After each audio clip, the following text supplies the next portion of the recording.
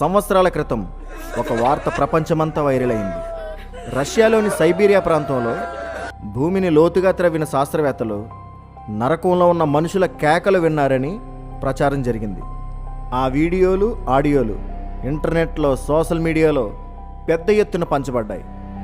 చాలా బోధకులు కూడా అదే విషయాన్ని వేదికలపై చెప్పి, చూడండి, నరకం నిజమే, భూమిలో త్రవ్వితే అక్కడ నుండి మనుషుల అరుపులు వినిపిస్తున్నాయి అని ప్రజలను భయపెట్టారు. కానీ వాస్తవం ఏమిటి? అది పూర్తిగా ఒక అబద్ధం. ఆ ఆడియో ఫైల్ అసలు 1972లో విడుదలైన ఒక హారర్ సినిమా నుంచి తీసుకున్న సౌండ్ క్లిప్. దాన్ని ఎడిట్ చేసి రష్యాలో త్రవ్వితే వినిపించిన నరక శబ్దాలు అని ప్రచారం చేశారు. శాస్త్రవేత్తలు ఎలాంటి విషయాన్ని ఎప్పుడూ ప్రకటించలేదు. రష్యా ప్రభుత్వం కూడా ఎలాంటి నిజాన్ని ఒప్పుకోలేదు. ఇది కేవలం భయపెట్టడానికి, పుకార్లను నమ్మించేలా చేసిన ఒక కల్పితం మాత్రమే. కానీ ఎందుకు చాలామంది వెంటనే నమ్మారు? ఎందుకంటే మనసులో నరకం గురించి ఒక భయం ఉంది.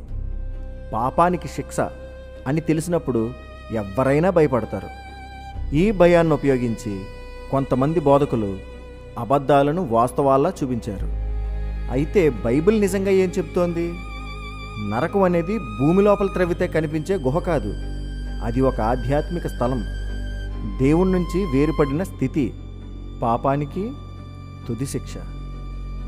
దేవుడు మనుషుల అర్థానికి సులభం కావాలని నరకాన్ని భూమి కింద అని వర్ణించాడు. ఎందుకంటే ప్రాచీన కాలంలో మనుషులు పై అంటే ఆకాశం, కింద అంటే చీకటి, మరణం, లోకాంతం అని భావించేవారు. అదే భాషలో దేవుడు వాడాడు. కానీ మనం ఇప్పుడు తెలుసుకున్నది ఏంటంటే, భూమి తన చుట్టూ తాను తిరుగుతూ సూర్యుని చుట్టూ తిరుగుతోంది. ఈ విశ్వంలో నిజంగా పై, కింద అనే దిశలను శాశ్వతంగా చెప్పడం అసాధ్యం.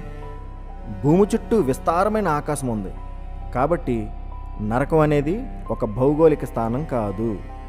అదే సమయంలో బైబిల్ చెప్తున్న గొప్ప సత్యం ఏంటంటే, నరకం నుండి మనిషి తప్పించుకునే ఒకే ఒక్క మార్గం యేసుక్రీస్తే.